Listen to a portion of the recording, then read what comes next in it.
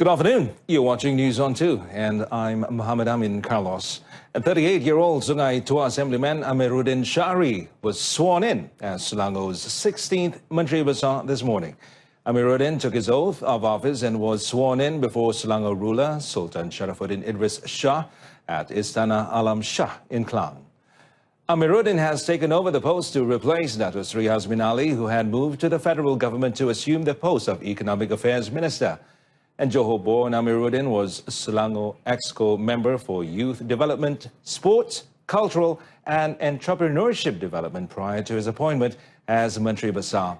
And he is also a former manager of the Selangor Football Association and had led the state football team in the Malaysia Cup finals in 2015 and 2016.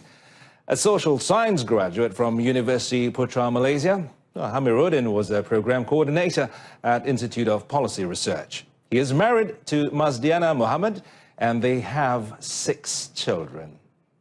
And on to other stories. A Felda settler was left devastated after he saw his wife killing their 19-month-old child at their home's bedroom in Felda Jangka 13 near Maran Pahang on Father's Day. Muhammad Rizal Juso said he was more stunned when his 31-year-old wife later repeatedly asking him who had murdered their son, Muhammad Nur Rashdan, after the incident. Recounting the horrific incident, the 41-year-old Rizal said he and Nur Rashdan were initially in the living room while his wife was reading the Al-Quran in the room. The father of 3 said he was shocked over the whole incident, as all this while his wife had always been protective of their children. Dia maknanya lepas dia siap, saya pula semayang. Saya semayang, saya sudah siap saya semayang. Saya duduk balik dekat anak saya. Jadi bila anak tu dah agak lama tidur agaknya, dia tengok agak lama. Memang kebiasaan dia memang macam itulah. Jadi tak ada syak apa-apa. Rizal said he heard his son crying in a very weak voice. He rushed to the bedroom and was shocked to see his wife holding a knife near the boy's throat. Rizal said he pushed his wife away and rushed their son to Jangka Hospital. Sadly, Nur Rashdan could not be saved as he was pronounced dead by a medical officer at the hospital. Rizal said his wife has been experiencing depression since early May and he took her for Islamic healing treatment, fearing that she was disturbed by evil spirits.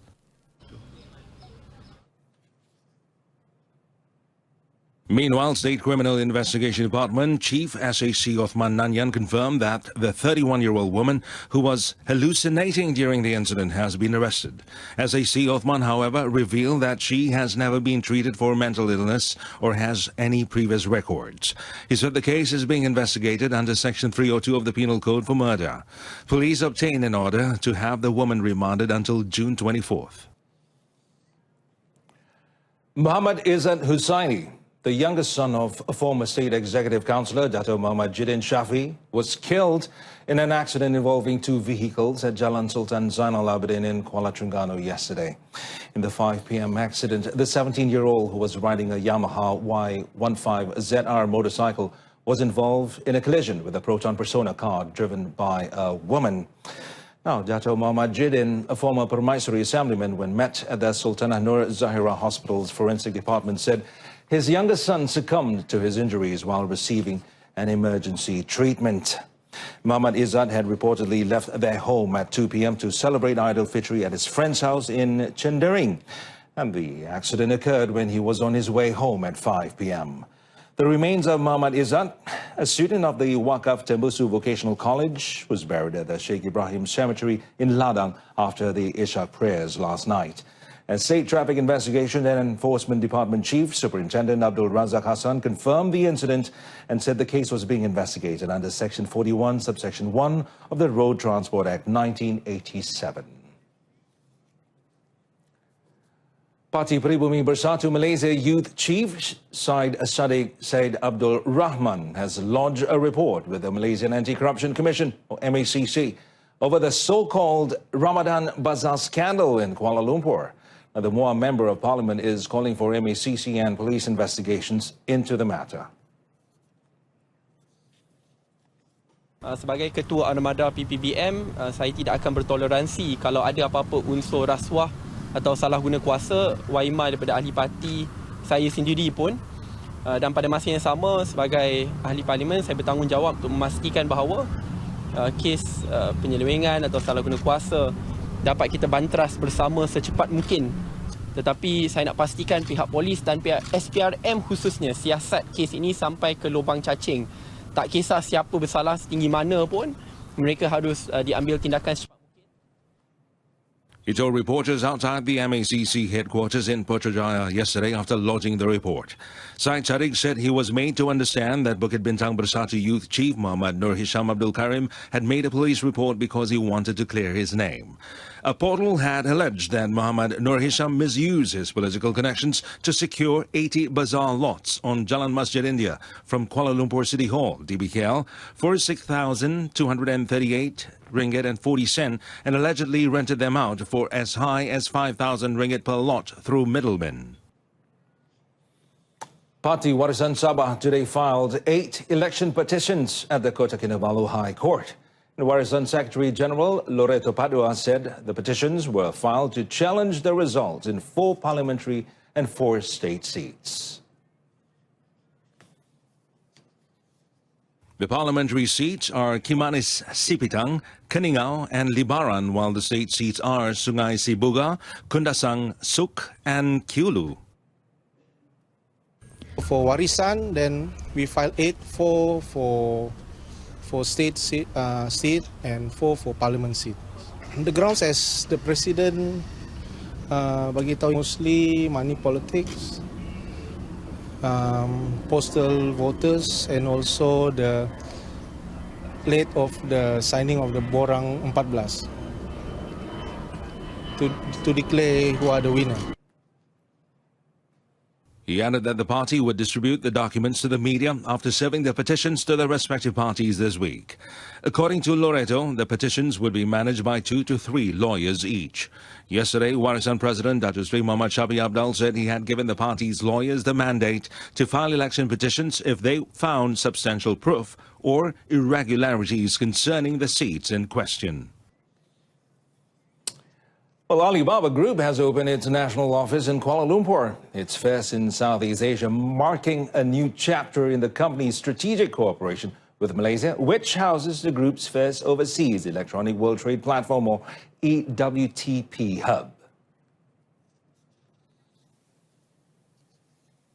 Alibaba Group founder and executive chairman Jack Ma opened the group's office at Bangsa South yesterday after meeting Prime Minister Tun Dr. Mahathir Mohamad in Putrajaya. Alibaba is China's leading e-commerce company. Our first office in South Asia on the EWTP. It's the commitment of Alibaba.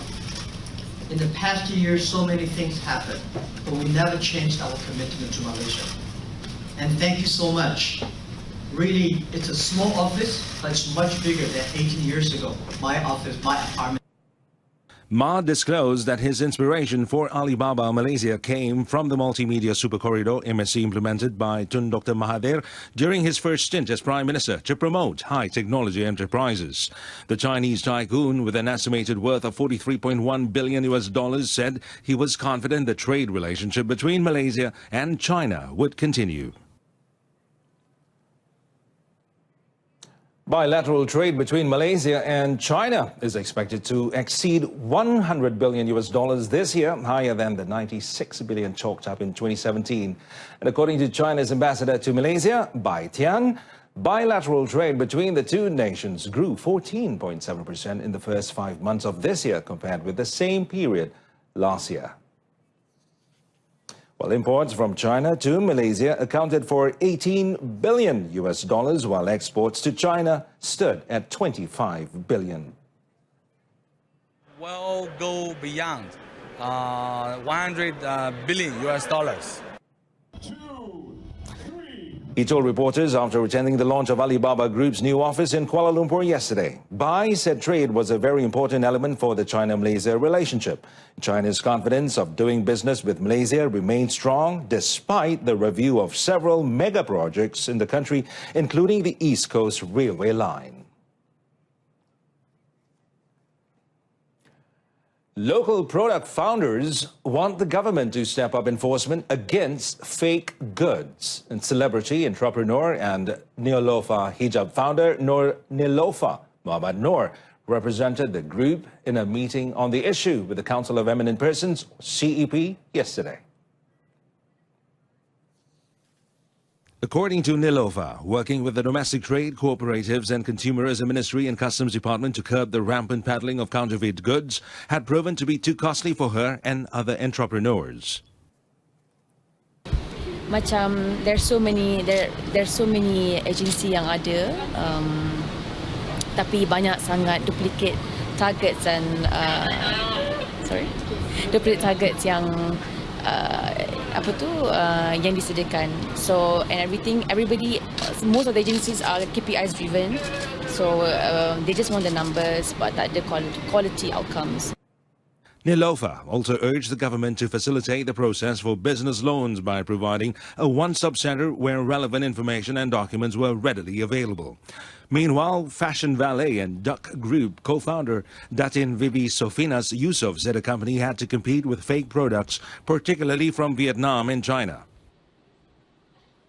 What can customs do about it? Because right now, anybody can bring in any fake item into the country. So what can we do to support the e-commerce companies locally to be able to compete well? Therefore, she said she hoped the authorities, particularly customs, would find a solution to the issue since the department could locate fake and imitation goods distributors from their business addresses. The retail sector in the country is showing positive growth since the beginning of this month after the implementation of zero rate for the Goods and Services Tax, or GST. And Global Retail Ventures, or GRV, Sendirian Berhad Chief Executive Officer Mustaqim Manaf is of the view that the consumer market and sentiments are now showing better improvements. Mustaqim noted that the retail sector is projecting a more positive outlook for the next 6 months. Commenting further, Mustaqim said the industry is seen to be more encouraging with their respective expansion plans and in opening more stores. Consumer sentiments, of course, very important as well, and that's what in place, which we are showing, which is currently now showing some positive impact.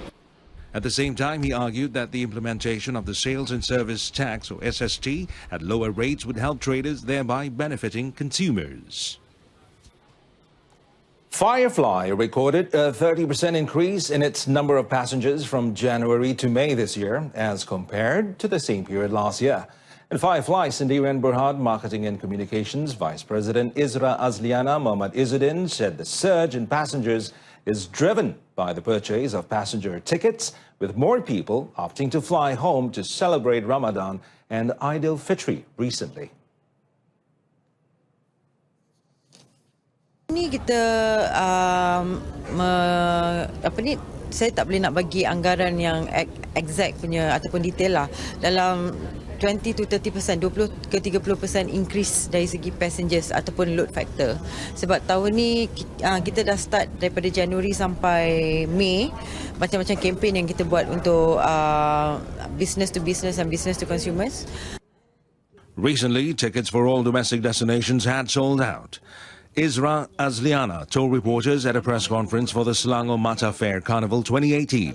The carnival, which will run from July 27 to 29th, will see Firefly offering ticket prices with discounts of about 20% for solo travel and 40% discount for group ticket bookings. Jekyll Defense Systems, or JDS Sendirian Berhad, the services provider for specialized military equipment, is poised to tie up with 2 business partners to expand its defense systems supply chain. And according to its general manager, Lieutenant Colonel retired Muhammad Arif Daud, through the tie-up, JDS hopes to supply tactical and technical equipment such as night vision goggles, aviation helmets and navigation equipment for the defense enforcement and security industries nationwide.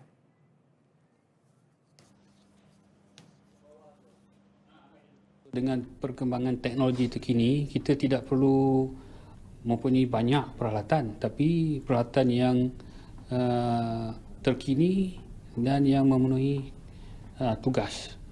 Maksudnya is no more quantity but quality. Okay. So kita pun bukan nak berperang dengan sesiapa, tapi menunjukkan show of force dan menunjukkan kita pun pada taraf teknologi yang sama. However, the strategic partnership with two entities, one local base and another a US-based principal company, are still in discussion stage and will conclude within 2 to 3 months. And that concludes this afternoon's edition of News on 2. In our top story, 38-year-old Sungai Tua Assemblyman Amiruddin Shari is new Selangor Menteri Besar. I'm Amin Carlos, leaving you with visuals of hundreds of people flocking to Aberdeen Harbour in Hong Kong on Monday to watch the annual Dragon Boat races, now the highlight of the Dragon Boat Festival. And dozens of narrow 12-meter boats with ornately carved and fiercely painted dragon heads and tails raced against each other as a large crowd looked on. And also known as Tuan Eng Festival, the holiday commemorates the death of Qu Yuan, a Chinese patriotic poet who drowned himself into the Miluo River over 2,000 years ago to demonstrate against the corrupt government. Thanks for watching, and do stay tuned to TV2.